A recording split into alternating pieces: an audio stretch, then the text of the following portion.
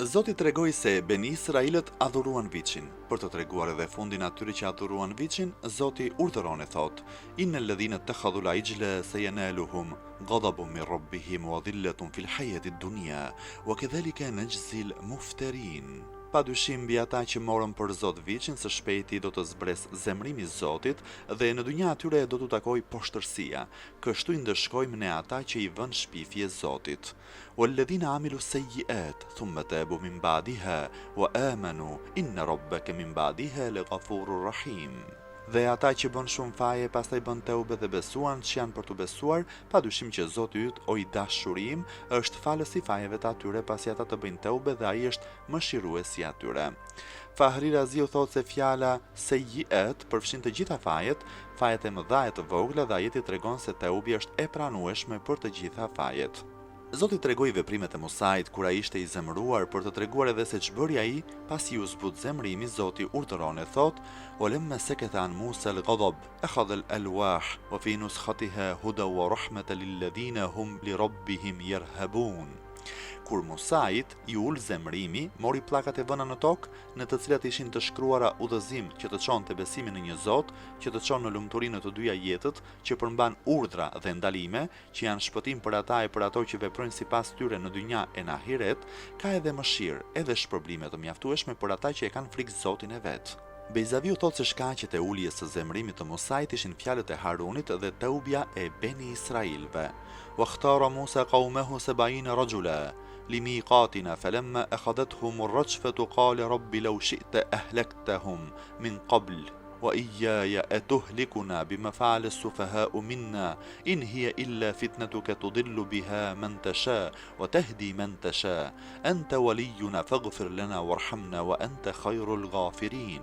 Musa i zgjodhi edhe 70 burra prej kombit për të ardhur në Tur në kohën e caktuar prej nesh. Kur ata i përfshiu një rufe e fortë ose një tërmet i lemerishëm, Musa i tha: "O Zot, nëse do të kishe dashur, na kishe shkatruar më parë, mua dhe ata më kishe vrar para se të vija këtu së bashku me ta dhe mua nuk do të më akuzonin për vrasjen e Paris, ose nëse do të kishe dëshiruar ti, o Zot, do t'i kishe vrar ata përpara se ta adhuronin Muzatin, madje edhe më përpara se unë të vrisja Jevgun në Egjipt, por ti na mëshirove e nuk na vrave. A do të na vrasësh për punën e disa të marrëve? O Zot, mos na vrit për punën e disa të marrëve." Ajo puna e adhurimit të viçit nuk është gjë tjetër veç se një sprovë nga ti dhe me të tilla prova ti, o i madhi Zot, cilin të duash e nxjerr nga udha e drejtë dhe cilin të duash e fut në udhën e drejtë. Ti je ndihmuesi ynë, na i fal fajet tona dhe na mëshiro. Ti je më i madh i falës i fajeve. Fahri Raziu dhe Kaziu thonë se kur Zoti urdhëroi Musan të zgjidhte 70 veta për të shkuar në Tur, ai zgjodhi nga 6 veta prej secilit nga 12 fiset, do me thënë 6 er 12 baras 72. 2 dilnin më shumë, prandaj Musa i urdhëroi që të mbeteshin 2 veta, por pa e caktuar se kush e kush do të mbetej.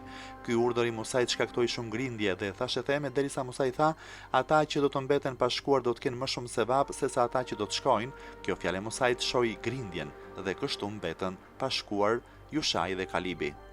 Ata të 70 që u përzgjodhen pasi u lanë u veshën me rrobat më të mira shkuan në Turi Sina bashkë me Musan. Në atë çast malin e rrethoi një re, i madhi Musa u fut në re, u tha shokëve që t'i afroheshin atij dhe ata u futën në ren dhe ranë në sejdë. Ku dëgjuan urdhrat që Zoti i dha Musait, pasi mbaroi ligjërata dhe u largua reja, ata i thanë Musait: "Ne nuk të besojmë ty, po nuk e pam Zotin haptazi.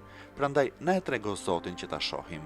Atëherë plasi një rufe e rrept dhe i vdiq të gjithë. Kur Musa i pa ata në atë gjendje, ju lut Zotit që t'i ngjallte përsëri sepse atë e zuri frika se populli do ta akuzonte se ata i kishte vrarë ai. Zoti me lutjen e Musait i ngjalli ata, pas kësaj Musa i shtoi edhe këto fjalë: "Waktub lana fi hadhihi ad-dunya hasana wa fil akhirati inna hudna ilaik." O Zot, shkruaj për ne të mira në këtë jetë në ahiret, na bëj prej atyre për të cilët është shkruar shpërblimi. Ne jemi kthyer tek ti dhe kemi ardhur të lutemi për faljen e fajeve që kanë bërë robët e tu. Qala adhabi usibu bihi man asha wa rahmeti wasiat kull shay. Për lutjen e tyre Zoti tha: "Ndëshkimi im kur të dua unë e lëshoj atë dhe mëshira ime ka rrethuar çdo gjë, prandaj shenjat e mëshirës sime shihen në çdo krijesë." فسأكتبها للذين يتقون ويؤتون الزكاة والذين هم بآياتنا يؤمنون. Unë do ta shkruaj atë për ata njerëz që largohen prej gjërave të ndaluara nga që kanë frikë Zotin, japin zekatin dhe u besojnë ajeteve tona. Kuptimi. I Madhi Musa tha në lutjet e tij: O Zot, shkruaj për ne të mira në këtë jetë, ushqim të mirë, mbarsi në bindje, në punë të pëlqyeshme të tjerë, edhe në ahiret xhennet, nderime dhe falje fajesh. Tani, ne jemi kthyer tek ti, duke pranuar fajin ton, të lutemi të na I falësh të metat tona. Zoti është përgjigjur lutjes së Musait dhe I ka thënë: unë atë njeri që dua ta ndëshkoj, atij ja lëshoj ndëshkimin tim dhe kurkush s'ka të drejtë kundërshtimi, sepse është pronësia ime, të cilën e përdor si të dëshiroj, por mëshira ime është zgjeruar kudo dhe ka rrethuar çdo gjë. Unë do ta fal atë mëshirë për ata që ruhen nga punët e ndaluara, japin zeqatin dhe I besojnë ajeteve tona. Do me thënë, mëshira ime në ahiret është e veçantë për besimtarët, muttaqi, ata që ruhen nga gjërat e ndaluara, nga që kanë frikë Zotin dhe japin zekatin për ato mirësi morale dhe materiale që ne u kemi dhënë.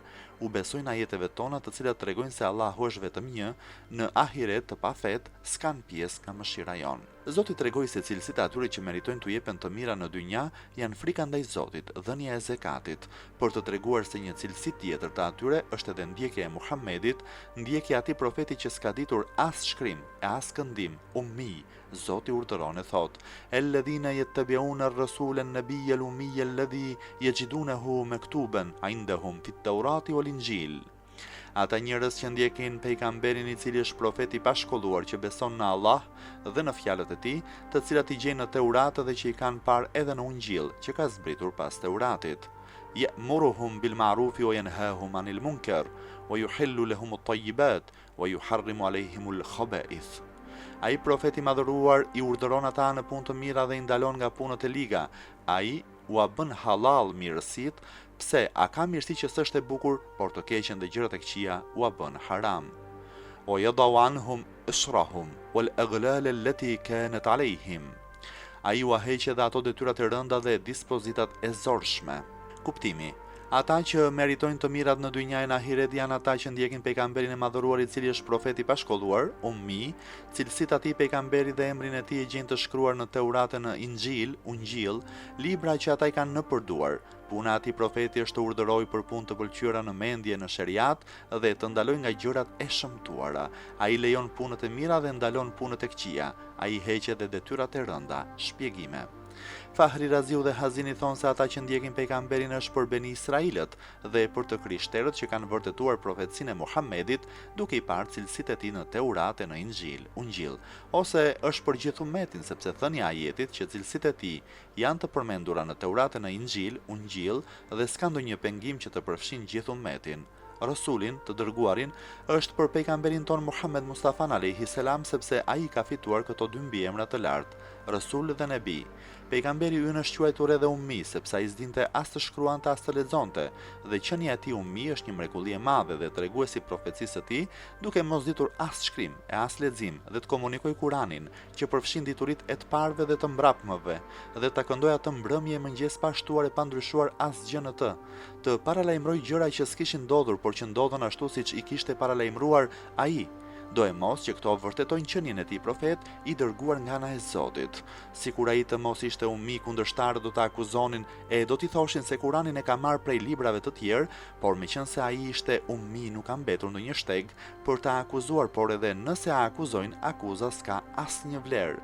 Fakti që në Teurat e në Ungjil përmenden cilësitë dhe vendbanimi I Muhamedit është një arsye fortë që tregon vërtetësinë e profecisë së tij. Ndër virtytet e larta të pejgamberit ton, në këtë ajet janë përmendur 4. 1. Është urdhërues me maruf dhe maruf, që janë ato vepra veprime gjërat pëlqyeshme të mendja e të sheriati. Këtu hyn edhe besimi në Zot dhe madhërimi I tij, mëshira ndaj krijesave, respektimi I prindërve, mbajtja e lidhjeve me farefisin, respektimi të drejtave të gjithë njerëzve, studimi të gjitha krijesave për të marrë vesh psen e tyre të fshehtë e të habitshme, dhe të gjitha këto I ka urdhëruar pejgamberi ynë. 2. Është ndaluesi I munkereve, dhe munker janë të gjitha të këqijat, si besimet e kota, imoraliteti dhe gjërat e papëlqyeshme që nuk pranohen në sheriat. 3. Bën halal gjërat e mira si mishin e dhjamin e deves, të cilat jehudint ja kishin ndaluar vetes dhe bën haram të gjitha gjërat e ndyra si ngordhësirat, mishin e derit, gjakun e pëgërësit që me të vërtetë janë të pështira dhe të dëmshme. 4. Heq gjëra dhe detyra të rënda që ishin në sheriatet e jehudinve e të krishterëve, si pranimin e teubes duke u vetë vrarë, prerjen e gjymtyrës kur bën faj, pastrimin e rrobës së ndyrë duke e prerë pjesën e ndotur, mos pranimi i dietit, shuma për shlyerjen e gjakut, mos lejimin për të punuar ditën e shtunë, vlefshmërinë e faljes vetëm në kish, shtrëngimin për të kërkuar damarët dhe për t'i nxjerrë ato nga mishi, djegjen e mallit që i merrej armikut në luftë, shkrimin e fajeve në dyert e shtëpive e të tjerë. Punët e lartë përmendura, meqense janë detyra të rënda dhe nuk e lën njeriu të lëvizë lirisht, në ajet janë shëmbëllyer me prangat. Në sheriatin e pejgamberit ton, të gjitha këto detyrime të rënda janë hequr, ashtu siç e tregon edhe kjo fjalë e shenjtë e pejgamberit, "Bu'ithtu bil khafifati sahla as-samha." Kuptimi: unë jam dërguar me një fe të lehtë që të gjithë i çon për në të drejtën, prandaj feja që kumtoi Muhamedi alayhis salam në krahasim me fe të tjera është shumë e lehtë.